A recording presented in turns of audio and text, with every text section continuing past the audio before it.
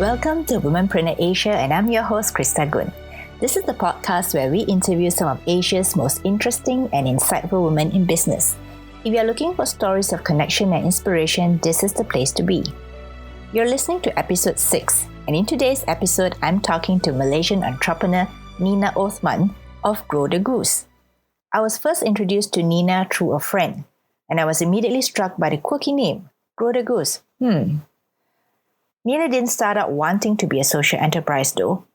In fact, Grow The Goose happened because her 2 sons came to her one day and asked for roller shoes. She was then in confinement as she had just given birth to her 3rd child. Instead of giving the boys money to get their roller shoes, she suggested that they start thinking of ways to earn money to get their own shoes. What did the boys do? And what happened after that? You'll just have to listen in as Nina tells how she got her boys to put on their thinking caps and earn money, and how her one single suggestion turned into a business of teaching children how to save while also nurturing their entrepreneurial skills. Welcome to Womenpreneur Asia podcast, Nina. Thank you so much for being my guest today. Hi, thank you for having me. Okay, so let's get started with a very basic question. Who is Nina Othman?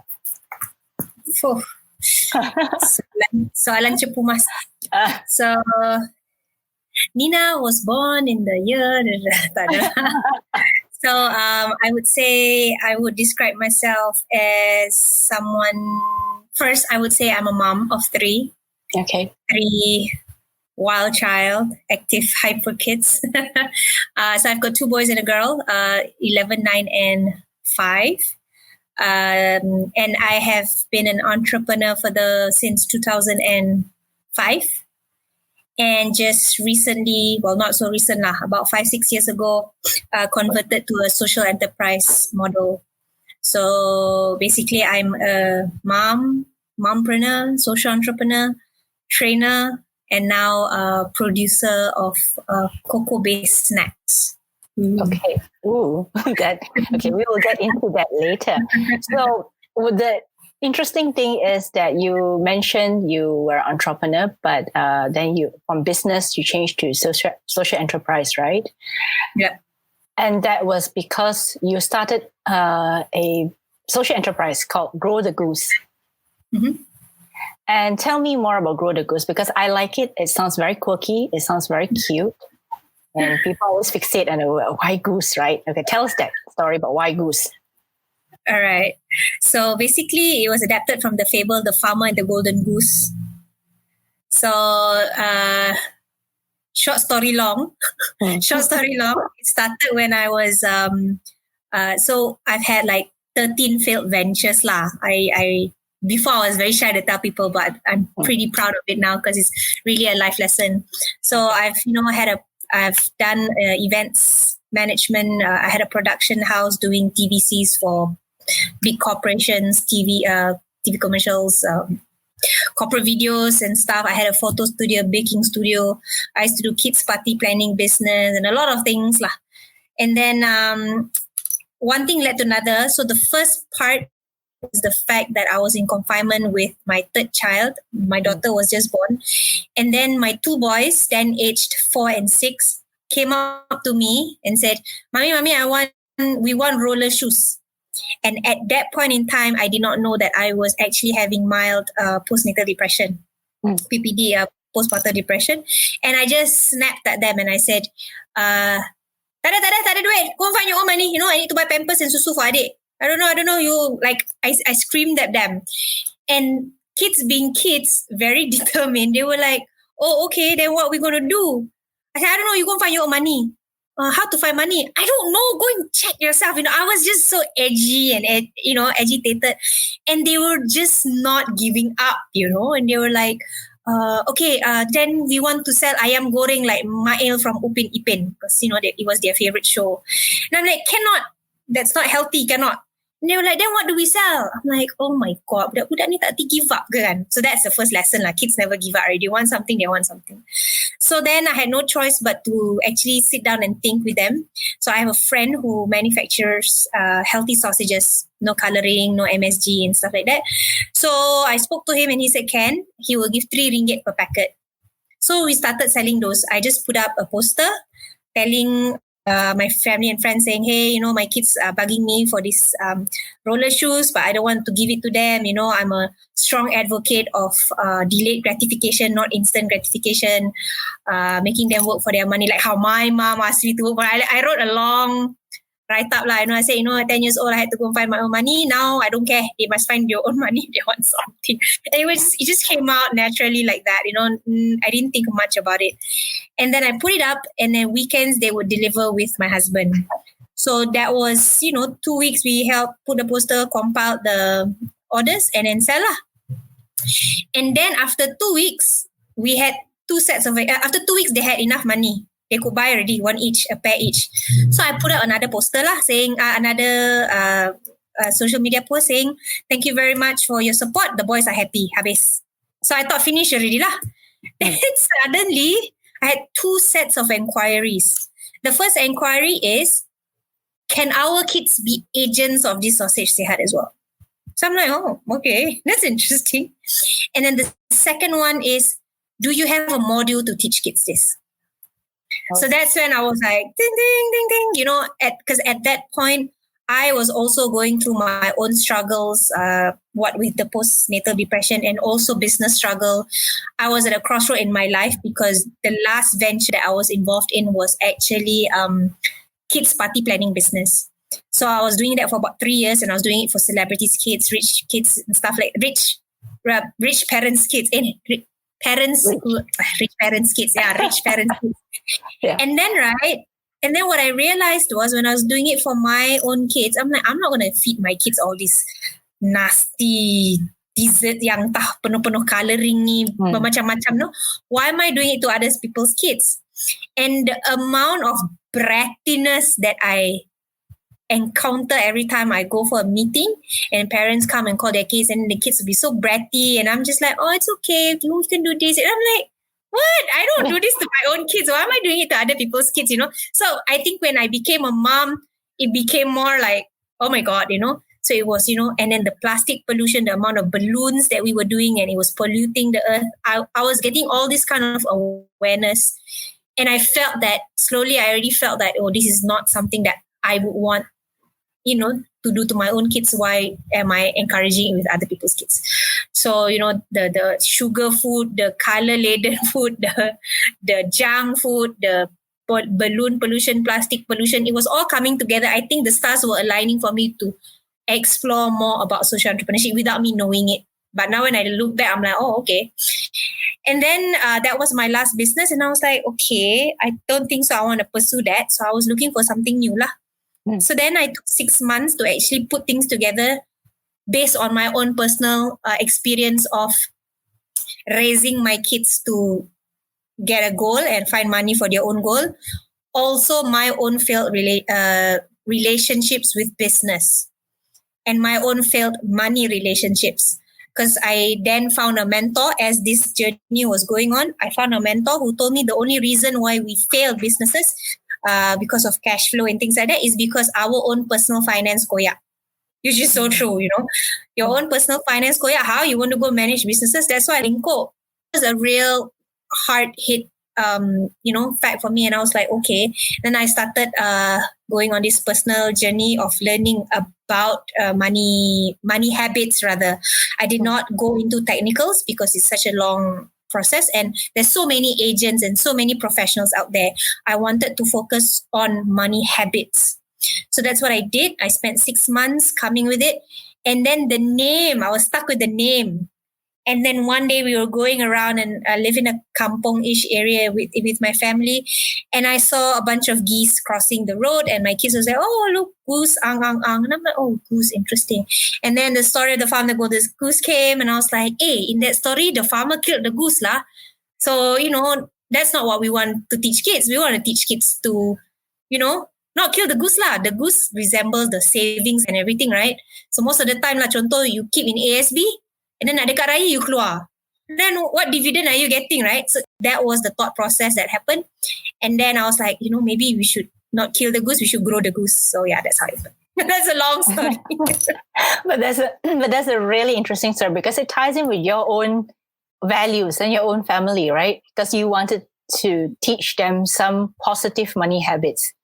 Okay. Mm-hmm. So tell us, where were you when you started Grow the Goose and where are you now?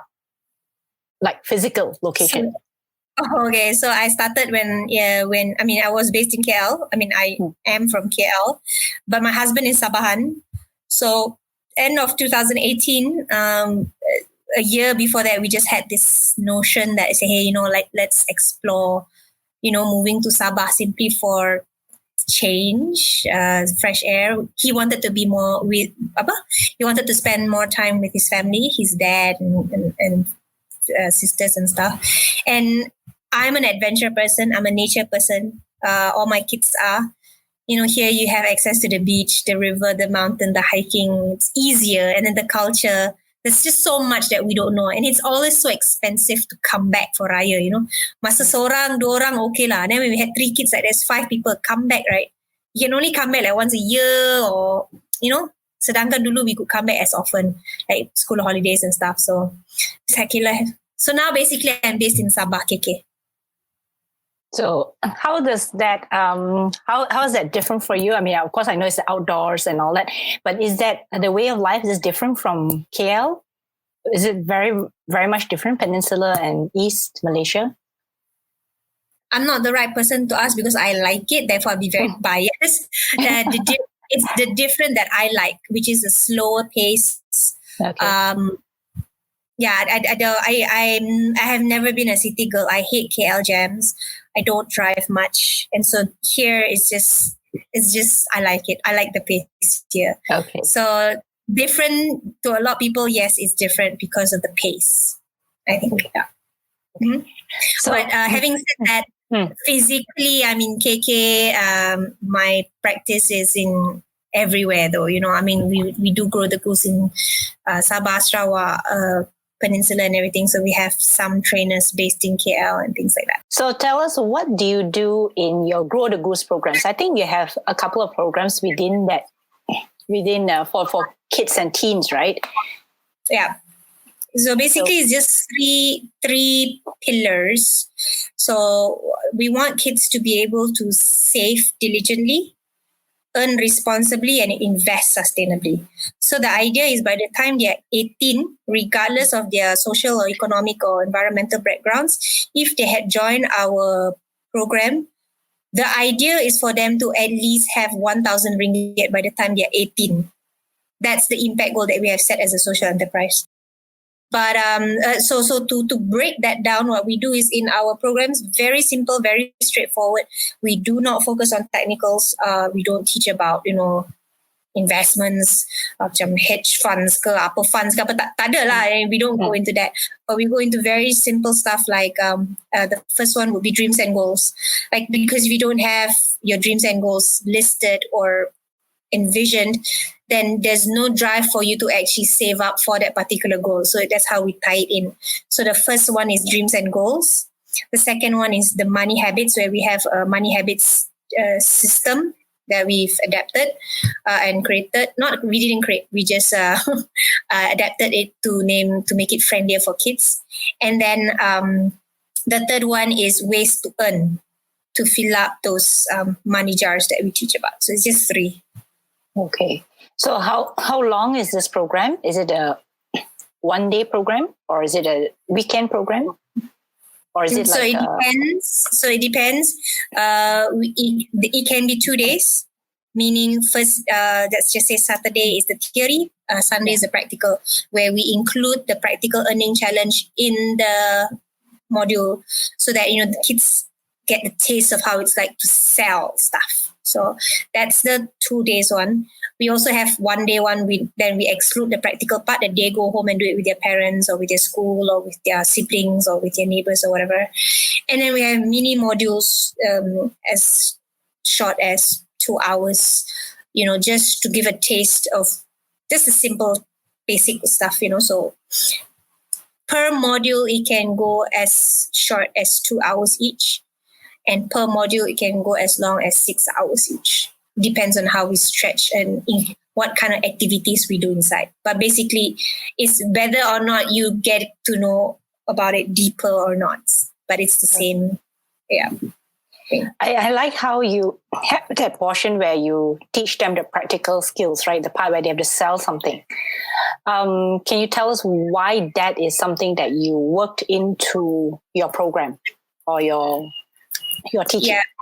Yeah. So what I've noticed is as adults, we have two. One is the muka tak malu one. We go to care because they understand about numbers. And the other one is like so shy to approach people, thinking of what will happen if they got rejected. Belum buat apa-apa lagi dah fikir dah, what if you get rejected, you know? So I wanted kids to be able to not go to the second portion yet because they haven't tried. I just want them to have a taste of it. You know, based on my own personal experience of being a salesperson, doing servicing and things like that, you know. How do you teach kids to put aside the emotions and just focus on the numbers? Yeah, it may sound technical, but it's not. It's just when we give them that 2 hours practical earning challenge, you know, they have their barang that they need to go and sell. We tell them you have 2 hours. You just focus on how many people you talk to. We give them, ask them to bring a notepad out lah and write. They go out in a group, like three or four of them. They work together and they have to take turns each to speak. So only one person can speak at the same time. Not all bercakap, would you like to buy this? Would you like to buy this? Nanti pening kan? So it's like we give them all these do's and don'ts rules in this challenge, and then they will have to go out. So they have contoh 2 hours. Just say 4 of them, they go out and they take turns selling. Go around with the product, and one person is in charge of the money and the other person is in charge of writing down. So what they need to write down is how many people they spoke to, how many people said yes, how many people said no. That's it. They cannot have any emotions attached. They cannot feel sad. Not that they cannot feel sad. They're not supposed to feel like, oh, they just need to focus how many people they talk to. Okay. So we just wanted them to practice that. Just wanted to show them that if they just focus on that, the kind of results they will get is very different. And so we get a lot of very positive feedback. And post-workshop, we still get parents coming to us and messaging us and say, and it's not immediate. Well, that's one thing about being a social enterprise, you need to measure your impacts, ongoing, right? It cannot be like, immediately, no such thing. So after 2 weeks, ada. After 2 months, ada. After 1 year pun ada. Because you don't know the pace of learning or when it is relatable or useful to them, at what point in their life. But we know that whatever that was learned in the workshop, dah semat lah, it's kept somewhere lah, it's kept somewhere, then later when it's ready, then they take it out. So after like 1 year, 1.5 years pun ada parents lagi, they attended the Grow The Goose workshop and they remembered that part you said about not caring whether people say yes or no, just to note only, but not have emotions attached, and that's what they do. So for example, we have one girl who joined us when she was 11, and she's one of our interesting stories to tell. So she wanted to be an author of a children's book. She told us that, and then we challenged her and we said, and then she was like, I want to grow up and be a children's author, an author of a children's book. And we were like, why must wait until you're an adult? Why can't you do it now? And she was like, but I'm just a child. And then we were like, so when we said that, it's sort of like, macam buka dia punya minda lah. And she was like, okay, let's try this. And she did that. In 6 months, she created her book. Siap dia punya buku, Lepas buku dia dah siap, I show you the book. Ni buku dia. Ni buku dia. This is for you to know. And she digitally illustrated everything tau. Pakai Microsoft Paint.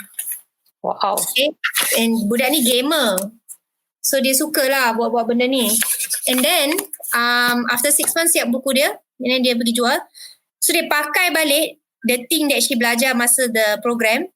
She just held the book and she would go around. Dia print satu je, sample dulu. Dia buat pre-order.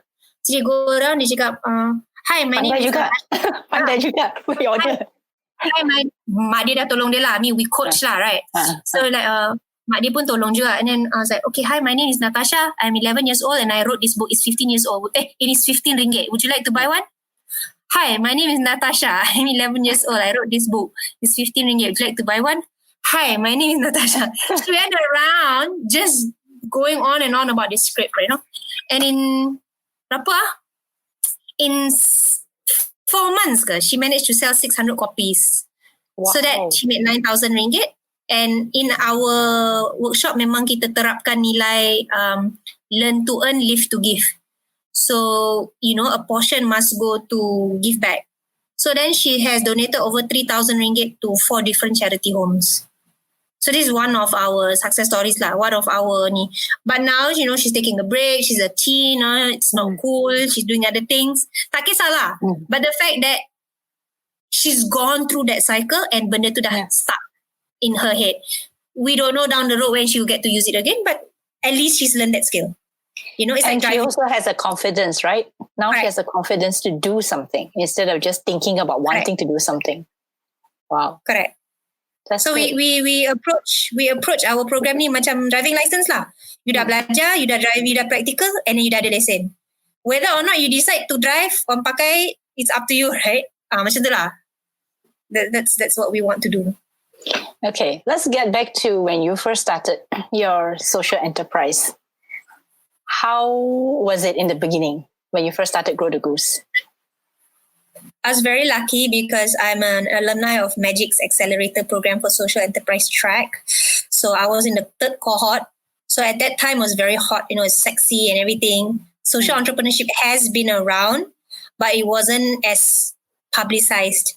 And at that time, Magic was the government agency that was tasked to build this social enterprise ecosystem. And the person who had introduced me to social entrepreneurship was actually the person who runs a social enterprise herself, Anja Julia. And she was the alumni for the first batch. So we already had that network. And I was very lucky because it was a very supportive network. So if I look back, all my entrepreneurial, or rather all my ventures previously, we didn't have that strong support network in terms of entrepreneurs network ke apa tak ada. You know, so I'm memang an advocate of entrepreneurs network. You need to be in a network to just get to know who's there, what's the player, and not to understand competition, not to find out who's your competition. Times have changed. You need to find out who's your collaborators. And a lot of them are still stuck in this, you know, old school traditional thinking. So, that's how a competitor. In social entrepreneurship, thank God, so far we don't have that because that's what we want to do. We want to collaborate to solve a certain problem. So the faster someone solve that problem, then good lah, then we can go on to the next problem. So to answer your question, I had a very good support system and I still have. So it was is a smoother and easier journey than my other enterprises actually. What were some of the initial, you have any teething problems when you first started, or do you have any things that you had to work through, whether it's personally or is it as a company or as a business? Were there any of such things? Ada, simply because I was not from the training background. So I don't have any training credibility. Who am I? Yeah. So I did get a lot of queries queries saying that are you certified trainer, you know, are you a CFA, are you a financial planner consultant, do you have anything to call yourself a financial person, blah blah blah. And then I needed to think of how to position that because number one, I was not interested in getting to the technicals. I didn't want to be a financial consultant or investment consultant, anything like that. You know, I was already one and I didn't pursue. You know, I was a unit trust consultant, you know, doing that for my own investment journey. But I didn't want to, you know, be a person in order for me to be able to train. I wanted to come from an angle that I was focusing on money habits. And the credibility that I had was that I'm a mom and it worked for my kids. And then I tested it on some of my families and friends' kids, and it worked. So that was what I wanted to build on. So then I knew at that moment that I need to find out who's my market lah. If I go to those people who are the type that wants all this credibility and, financial certificates and everything, then I tell them, please go to this other provider or this other vendor lah, because we don't focus on technicals, we focus on habits. So that lah. And the second one, this one a bit funny lah, and I still get it. And I use it all the time. So I would get parents who come back to me and say, I only want my kids to join the money habits part. I don't want them to join the entrepreneurial part. I don't want them to be entrepreneur. I want them to be doctors and lawyers. So I'm like, oh, okay, not a problem. Sure, you can just opt to go for that one. However, allow me to tell you that what we're doing is not asking your kids to not be doctors and lawyers. We want your kids to be doctors with their own clinics and hospitals, lawyers with their own firms. Scientists with your own labs. That's what we want your kids to be, go down the professional route, but also be job creators. Not just kerja dengan kerajaan. That's what we're trying to say. So for us, entrepreneurship is not a career per se. It's a skill set that all kids should have, because it's troubleshooting. You need to troubleshoot lah, creative thinking lah, critical thinking lah, segala macam semua masuk dalam entrepreneurship. Would you agree? Yeah, definitely. So it's not just training you to be an entrepreneur, right? There's a lot of life skills involved. Correct. And I don't know. And kalau semua orang jadi entrepreneur pun susah kan? Yeah. Who's going to be doing that? Nobody to do the other stuff. Yeah. So what we want is just to have the skill set je. The troubleshooting, the creative thinking. So you don't need to be an entrepreneur. We just want kids to go through that process and put to practice all the things that they've learned. They go and belajar academics, math and everything. After that, don't know how to apply. Everything apply on buku saja. Real life, how to apply, don't know. Yeah. So like for example, when we get kids to do baking, right? Even for my own son, kalau ada baking punya recipe, then I cakap, I only want half batch. So dia kena ambil paper, dia kena ambil pencil, dia kena tulis kat situ. So contoh kalau benda tu minta 3/4 cup, but I want half of 3/4, kira lah. Kan? Yeah. These are the things that we get them to do lah. So they need to apply all this lah. So those are the challenges lah. Telling the parents about all this. Okay. Like educating the parents. So basically some of the challenges actually come from the parents themselves, right? Yes. And parents who don't know how to say no, who give in to instant gratification, rasa bersalah, not around for 2 weeks, pergi overseas, come back, go buy the new iPhone, give the child already. Anak tu tak minta pun. Anak tu just wanted to spend time with the dad, ke mom kan. Macam tu lah. Okay, so when you started, actually it was started as a business, right? Grow The Goose. And then you pivoted to social enterprise. So this was because you were in the magic program?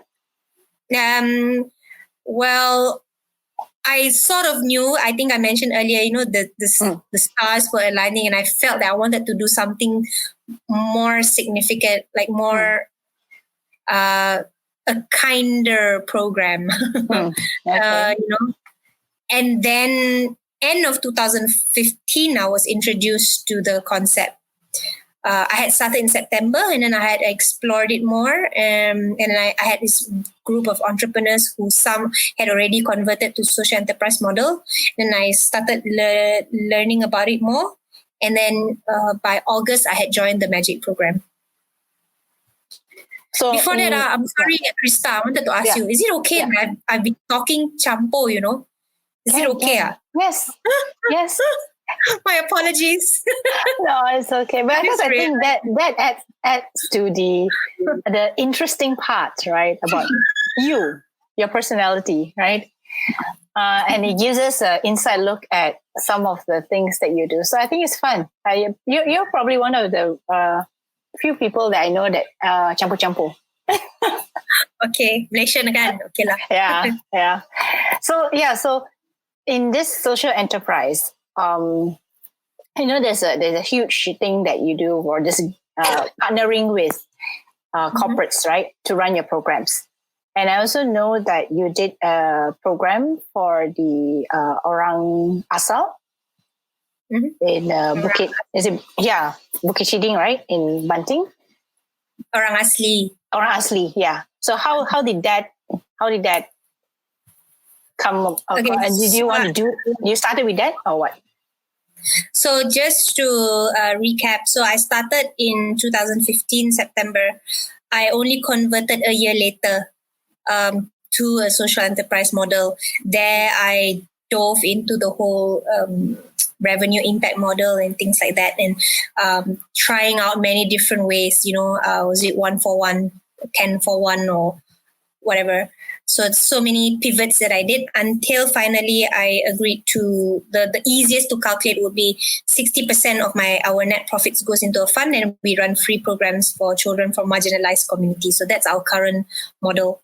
Back to the Orang Asli. So our first 1.5 years was purely public programs. It was just, I had to market it every month, every week, whenever I had time, we just market and we just did programs after programs. It was very tiring, but I needed to build that credibility simply because of the two things I said earlier. I did not have a professional qualification as a trainer. Therefore, I needed to build momentum and build the brand. That was the focus then. And also to test out the modules. But once that happened, I had a lot of visibility from family and friends who spoke about the program. And then I started being picked up by the media and everything. And then that's when I was lucky to get the attention of several financial institutions. The first one was Maybank Investment. They were the first corporate client. And then it spiraled upwards from there. So we were very lucky. But again, we had to do the first 1.5 years of that hard work of just doing workshops after workshops. And so how it worked for Maybank was they had called us to do the program for their investors. So investors come in to listen to the talk. They are high net worth investors, and they wanted to have a program for the high net worth investors' kids. So that was the first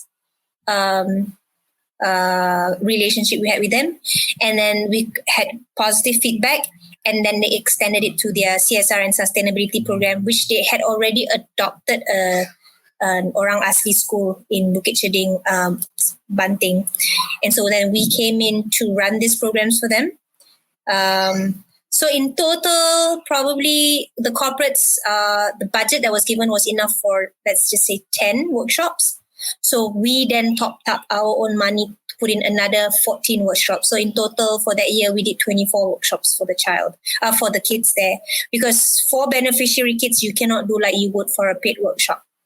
The literacy level, the comprehension level, building rapport, building trust. On the 6th session, kita pergi jumpa dia orang, baru they can look us in the eye. Before that, they were so shy, they can't look us in the eye. So there's so many things that you learn along the way. And then now it's like, we've extended to Orang Asli youth. And then now that in Sabah, we do for the Orang Asal. So basically just a little bit of information for you. I just learned about this as well. If it's in Peninsula, then it's called Orang Asli. If it's in Sabah Sarawak, it's called Orang Asal. Ah, okay. That's a key learning point for us, people from Peninsula, right? We always we're not too sure about the terms.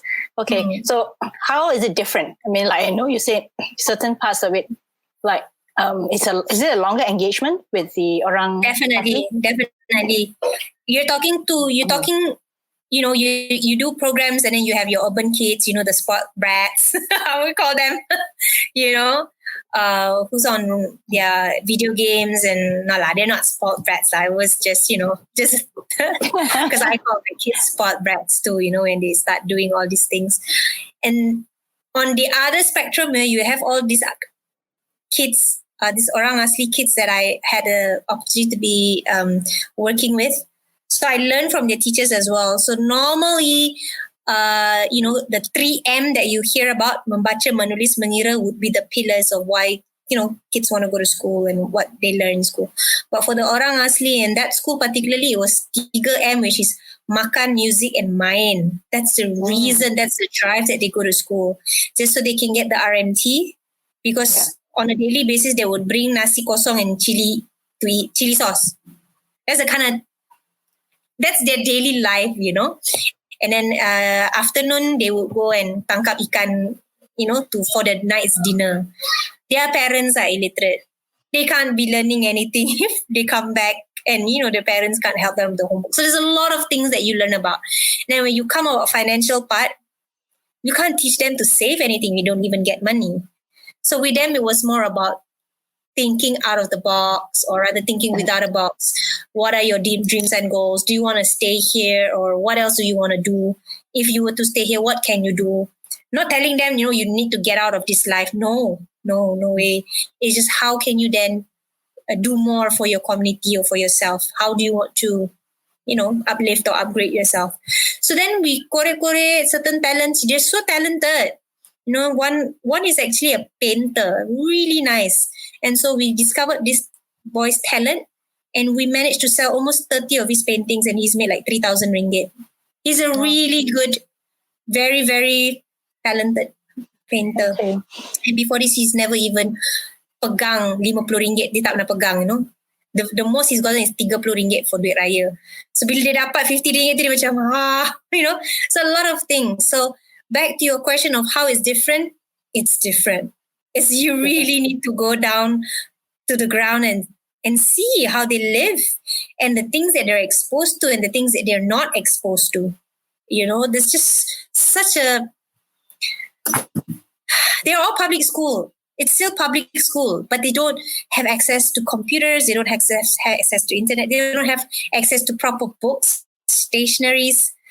There's just so much inequality and iniquity, or I don't know. I don't even know the labels for it anymore. It's different. And the most that we can do is give them a glimpse of what is a potential future if they decide they want to do more. Yeah. That's the most that we can do, ma. Show them, this is what some of your peers have done. You can do it too. Tell us what kind of support you need. Because not everyone is academically inclined. They're not born that way, because they grow up in the hutan and everything. Maybe a small percentage, 10-20%, but the rest are just not into it. So you tak boleh paksa diorang. You need to harness them on things that they're good at and the things that they like. So what happened to the boy? With his money earning capabilities? So he continued to do it, but the last I checked, because he went to secondary school. The mom had this is something out of our control, obviously. The mom had remarried, and then because she was a single mom, the mom had remarried, and the new husband had insisted that he go to a Tahfiz school. So he's in some Tahfiz school in Kelantan, and they can't see him for the next 5 years. I'm not too sure how to think about this, but these are the things that happens. So okay. So it means he has not even continued his art. Probably not. But you never know if he comes back to it at 17 and suddenly he decides, hey, I want to pursue this. Because in his dream board, what he had written is 2 things. He wants to have his own art gallery, and he wants to be an F1 driver. Oh, wow. So it's cool. You never know. Yeah. They might come back to it. Yeah. Okay, so now that we have talked about Grow the Goose and we've talked about the programs that you have for kids, so for you personally, do you ever start out wanting to be an entrepreneur? Because I know you said you had. Did you ever start out in your life when you were younger wanting to be an entrepreneur? Not wanting to be, I think. I didn't understand what it was, I think, at that point, what it was. But both my parents were entrepreneurs. My grandparents, my mom's side were entrepreneurs. So I think a little bit of the blood or DNA is there. Yeah. But I at 10 years old, I remember I wanted something, and my mom was like, you go work for it. Like, you want something, go work for it. So, had to do things like cabut uban lah, cuci kereta lah, collect tin cans lah. So all those stuff, saved up, and then I got what I wanted. I think it was a t-shirt of some sort. I can't remember. It was some Iron Maiden t-shirt ke apa. I tak ingat lah. And then I made bookmarks at that at Senate 4. I remember asking my mom to bring me to the stationery shop. That was what she would do. She would facilitate the process of me earning my own money. So she actually So I bought a bunch of stationeries, and then I made these bookmarks. I don't even remember, but I know I sold it for 50 cents, and I think my cost was 10 cents. So at that time, I already knew I wanted to make profit. Last I got like 40 cents. So I think I sold them. I think 50 keping, tak sampai 100 keping lah, cut, do something, sell 50 cents. So that's when it started. And then at 12, I started baking. I learned baking, and I started selling some mini cupcakes and chocolate cake and stuff. Yeah. And then so you were very entrepreneurial, even from the very beginning. I think it was goals based. If I wanted something, then I would, it wasn't like an ongoing thing that every time I pergi menjual tak. I think it was very project basis. Like if I wanted something, it was very goals based. Okay. So when you started that, and then after that, when you got out from school and graduated and all that, you also do you ever work for anyone, or do you start out? Okay. Right. So that was a childhood part about exposure to entrepreneurship, and also I did join in when I was in Form 4. I did join in my Form 2. I joined a program, a young entrepreneurship program in school. So probably that also added on to things. It was like a 4 months program. After school, I went to Switzerland for a year for a student exchange program, exposure to more stuff. I needed money to go for my skiing trips or whatever. It wasn't enough. So I actually babysat 3 Swiss German speaking boys. Aku punya Swiss German pun berterabur. Nak communicate entah apa-apa. But I managed to get the money that I wanted. So it's good. Came back, did my diploma, did my degree. I worked with the radio station for a while. I was a mixed road runner, drive the trucks around and give away free stuff. And then by 2005, I started my own company because being in a cubicle or being in an office just wasn't your thing. I had I don't know, maybe I'm claustrophobic. I don't know. I can't be in an office for too long. I need to be out and about. Yeah. Okay. So that was way before. After that, you started your own ventures, right? Yeah. So I did events management consultancy. That was my first venture. So when we first started this interview, you mentioned that you had 13. You did 13 different things, entrepreneurial things, right? 13 different entrepreneurial things. So if you look back at all those 13 things that you did, what was the thing that stood out for you? I mean, was there any common theme, or was it something that you learned from it? I was good at certain things and I made a lot of money, but I was never a good saver. And I lost interest very fast. I have very short attention span. So 2 things lah. So I think emotionally, I wasn't invested.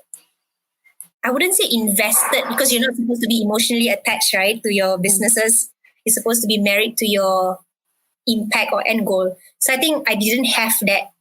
The purpose part did not. It was very money driven at that time. So that was the emotional part. I'm not very vested in it. I'm just good at it, but it's just not the thing that I love doing. I never found that yet, I think. And then the technical part would be that one. I wasn't a good saver. I didn't jaga my cash flow and stuff like that. So I think that was the pattern that I got myself into. So for Grow The Goose, it's been the longest. Alhamdulillah. It's been more than 3 years. It's actually been double. So this is our 6th year. We started in 2005. So 2005, 16, 17, 18, 19. Yeah. So it's our 6th year. So it means that you found something in it. Yeah. And I've realized that success, you need to have a measure of success. You decide what's your measure of success. I think before this is about how fast I can grow with the team, how much money I can make, how many jobs I can close. Or it was very, I don't know, like this time around, I'm taking my sweet time.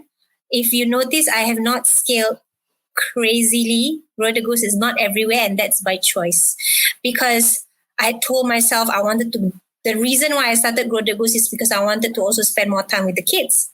Because I'm a workaholic. I can very well drop everything everything and just grow the goose like crazy. But would defeat the purpose of why I started it in the first place. I wanted to have more time with my kids. So I tend to remind myself to go back to that as often as I can.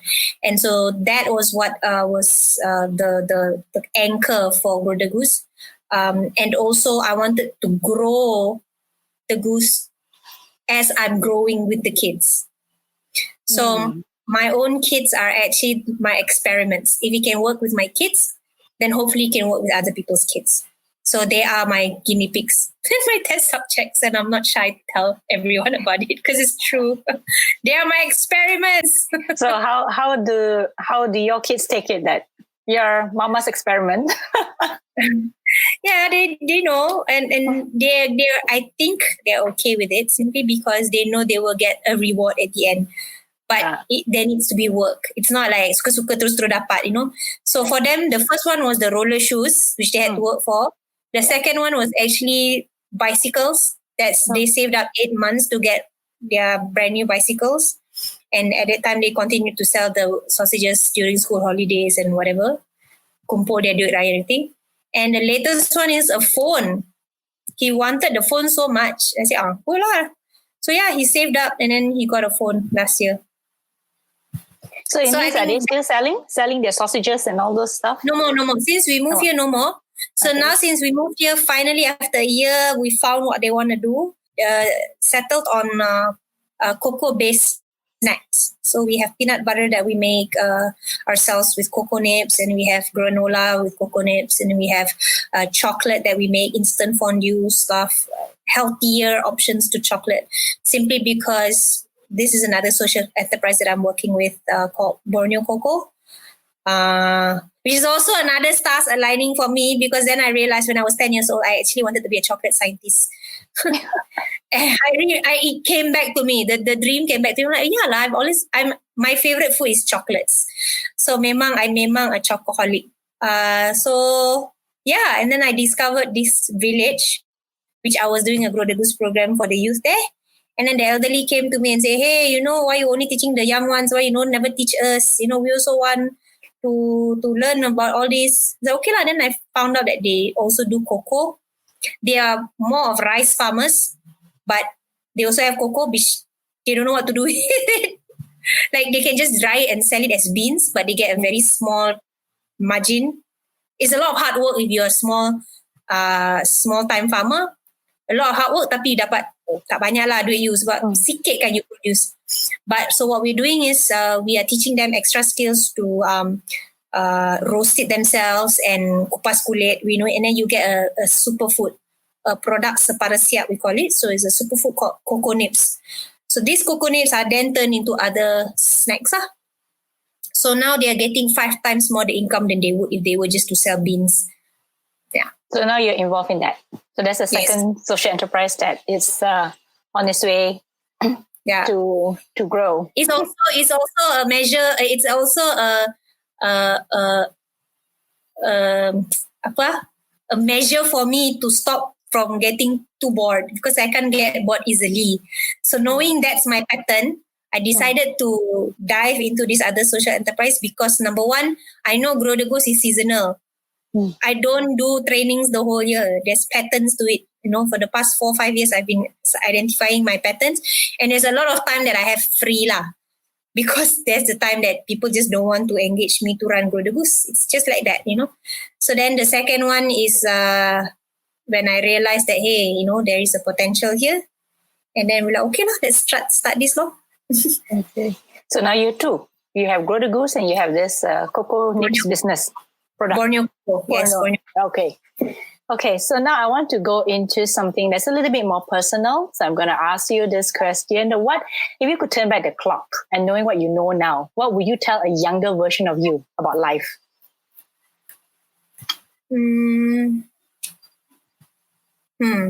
I think the only regret I have, simply because I'm advocating it now, is to not have savings. Like I stopped saving when I was, in college, during college time. I started going party and everything, you just stop saving. Tak apa-apa. And then start getting salary, dah lupa dah. Everything goes back to the business. I never did any personal savings. So that would be it. And I know a lot of people say money is not the route to happiness and blah, blah, blah and stuff like that. It's true. It's very true. But you need it for backup. Yeah. That's the truth. Whatever happened to us during this pandemic shows that clearly. If you do not have that enough savings, your buffer, it's gonna take a toll on you. Then you get emotional stress, mental stress lah, macam-macam. And we're not asking you to go crazy, go become money-minded, nak kena jadi kaya raya baru happy. No. We're saying that's why our program is positioned as financial empowerment, bukan financial literacy. For us, financial literacy is you know about the technicals, you know about the jargons and everything, and you're very literate in it. Financial empowerment, you tahu sikit je, you terus practice. Tahu sikit, terus practice. So that's how you become empowered. And what it means, truly means to us, what financial empowerment means is to know when it's enough. So kalau your goals are this much and you tahu it only cost you this much, you dah dapat tu cukup lah. Then you work on your next goal lah. Tak payahlah nak cari duit sampai bila tak berhenti-berhenti. But then you don't fulfill your own happiness with this bucket list or goals that you've always wanted to do. You're not living life. So that would be my advice to my younger self. Other than that, I don't want to change anything. I love the way my life has happened. It's been very colourful. Macam-macam. The tragedies, the triumph, macam-macam. So if I had not gone through that, I wouldn't be where I am now. So yeah. And who has had a tremendous impact on you in your life? My parents, definitely. I like Ellen DeGeneres. I like how her simple love for entertaining people made her money, and how her tagline is "Be kind to one another." It's a very simple tagline. She says it every time after she finishes the show. And that the ripple effect of her being has allowed millions to just, go be inspired, go do their thing. And so, yeah, I like her. And her quirkiness as well. Okay. Then what is an unusual habit that you have? Wow. You ever give me this soalan also? You have an unusual one. What Something that you do. I OCD kot. Really? My fork and spoon have to be the same pattern. Okay. If they're not, you cannot eat. Tak boleh I makan. get very upset lah. Not that I cannot eat lah. Then I put one down and I just use one. Okay. Oh, that's a really unusual habit. That really is one. Okay. Since you're into money habits, what is one of the most worthwhile investments you've ever made? Wild. What are the most worthwhile investments? Honestly, it's not money investment. Okay. The investment that I've done, I mean, not direct investment, masuk duit, masuk fund, mana-mana, it's not that. The most I would be proud of and I think worthwhile would be investing in my kids, asking them to do housework. Before we had a BB, so when we moved, tak ada BB, so they learn to do housework, I save money there. I don't have to hire anyone to clean the house. I teach them to, the clean up part. I teach them to cook. Very useful skill. Yeah. So I think when you teach them to cook, they also want to cook more. And so when you cook more, you also save more instead of eating out. And then we have a small balcony garden. I'm talking about current. Yeah. So small balcony garden, we tanam a few stuff. So then, investments in learning all these things that probably before this you never had time. So during MCO, we did unearth a few worthwhile investments lah. Like really working on these things lah. Okay, what are your plans then for Grow the Goose, or even the other social enterprise? What are your plans ahead? So for Borneo Cocoa, it's getting the farmers to actually have better yield And so we are getting experts to come in and help them because we have the network and because we sort of know more people out there who's doing this Bintu bar chocolates. Then in terms of exposure, we have that we have that network lah. And then we teach them more stuff to, how to make peanut butter or whatever it is. Then we can just buy it off them instead of they make certain and then we have to buy and then remake lagi. So we just want to focus on the marketing part lah. That would be the part for Borneo Cocoa. For Grow the Goose, the ban has been lifted so we can actually go back to training, but only 20 people at a time, which is fine. So we are actually looking at training more trainers. We have a trainer that can train already based in KL. And maybe those trainers who are trained can then go back to their places and continue with this work. At the same time, we're also offering virtual trainings for parents and child to have. So then meaning 2 hours for parents. No, we'll do it separate. So 2 hours for parents first, and then we'll do probably 2 hours for child, depending on how often they want. So we'll be offering, or rather we have started offering virtual trainings for Grow the Goose. As a result of MCO. Yeah. Okay. It's always been there. Padan muka lah, sebelum ni tak nak explore. So it was a good thing that everything happened for a reason. So I think it was also very good knowing the value of your program lah. Like I'm really happy everything happened how it happened, because from nowhere I got calls and I just did a session with a participant from Pakistan. So now it's like it's borderless, like really borderless. It really pushed you to a corner where die you must do. So okay, I had to do so did lah.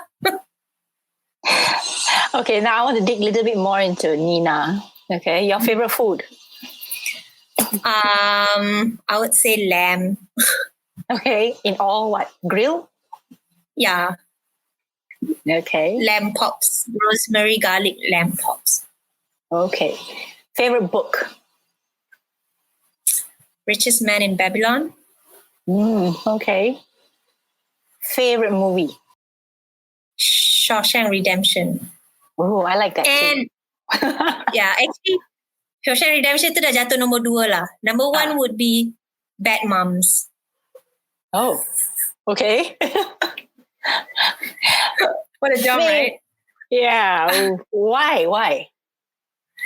Bad Moms tu I rasa is a reminder of it's okay to be not okay. Like, because now you become a mom and you juggling mompreneurship lah, apalah. The movie reminds me that it's okay, I'm not the only one. I don't need to be a perfect mom helicopter yang semua perfect ke apa, tak payah. Because there are moms like that. Yeah. And it's cool, it's fine. It's fine. We need to live our lives too. So I like it because it's a reminder that it's okay to drop your, because you'll be carrying this potato sack everywhere you want to go. It's okay to just drop the sack and just chill first lah. What's the problem? Not everything revolves around your kids or, your duties as a mom or wife or whatever. Not for you to abandon. At the same time, it's just to have that balance. It cannot be balanced. It's cool to have that juggle, to be able to juggle. Okay. Favorite song? Oh. Too many, yeah. Lean on Me, I guess. I like that song. Okay. Favorite local restaurant? Local restaurant here in Sabah.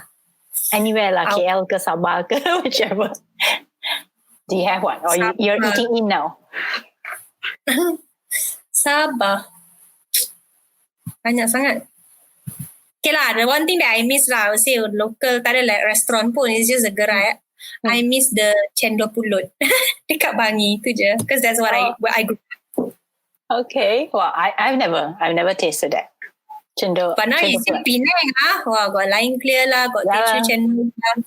But it's the thing, right? I mean, when you live so close to the food, you kind of take it for granted.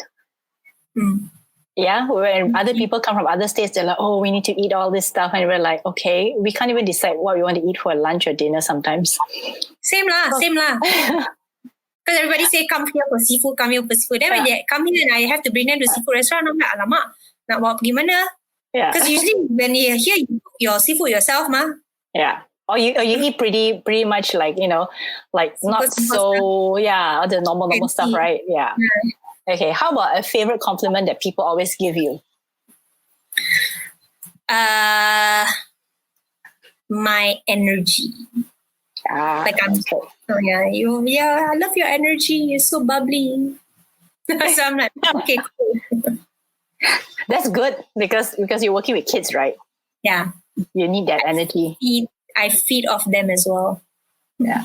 And it also keeps you young, I guess. All their youthfulness. Depends. Some drive you up the wall. Not the bratty ones, I guess. Actually, the bratty ones, it's not their fault tau. They've been spoiled. Kesian diorang. Yeah. There's so much to uncover and so much to unearth. And this is just one thing I really want to share. I really want to share this. I feel this is one of the biggest learnings that I've gotten. The reason, all these articles come out about our unemployed youth why they're so lembik blah, blah, blah. We are doing a study on this So this is very initial study, but I strongly believe this is the reason. It's because they have no opportunity to struggle. Everything buka mulut dapat. So tak payah nak work ke, tak payah nak struggle, tak ada langsung that. So what gives them that drive or motivation to do anything of that sort in their life? Moving on, kan? Everything is so easy, senang. So I think to recreate that scenario by parents is very important . Even if the problem is kan, dia datang daripada kampung, parents dia datang daripada kampung, tapi when it comes to the anak-anak, nak make sure anak don't go through that struggle. Don't want anak to susah like them. I think need to change that a bit . Not asking your kids to go and turun sungai and go through that struggle, tak. Not bulat-bulat that same struggle, but at least still go through the process of struggle and actually work for something . Yeah. I do agree because I think these days kids get it really easy. Don't even have to do house chores sometimes. Yeah, they even need to wash their own plates. So all these things in the end when they grow up, and then when they go to college or when they're about to go to college, they kind of realize that they don't know how to cook. They eat Maggi mee all the time. Yeah. I get too many of those. It's scary. Okay, last question or second last question. Ada lagi.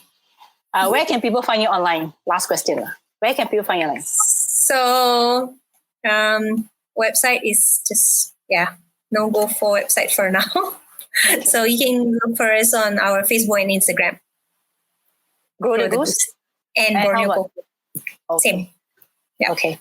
And your Instagram, Facebook, right? Yes, Nina Othman, Grow the Goose, Borneo Coco. All three on Instagram and Facebook. Okay. So thank you so much, Nina. It has been such a pleasure talking to you. It's 1 hour. Thank you for having me and listening to my celote and grandmother stories. So I enjoyed it. I always enjoy when I talk to women entrepreneurs. I think every woman entrepreneur has something interesting to share from their own experience, from their own lives. And I think this is actually what people want to really learn from. Thank you for doing what you do, highlighting stories and connecting people. I think it's very noble of you to do what you do at Women Descends. Oh, thank you. So thank you so much again, Nina Othman. Hope to see you again. Thank you. Goodbye. Goodbye. Thank you, everybody. Thanks for listening to this episode. You can find all the links and show notes in our website, womenpreneurasia.com. If you've enjoyed this episode, please subscribe and please rate and review us. If you're sharing this on your social media, please use the hashtag WomenpreneurAsia. In next week's episode, which is episode 7, I will be speaking to Marliana Sowito of Heavenly Nest. Marliana is an Indonesian entrepreneur who is using her business as a vehicle to help underprivileged children while providing livelihood to women who are in need. And all this happens through edible bird's nest or swiftlet nests that she makes into health beverages and beauty products. Intrigued? If you are, remember to listen to episode 7 next week.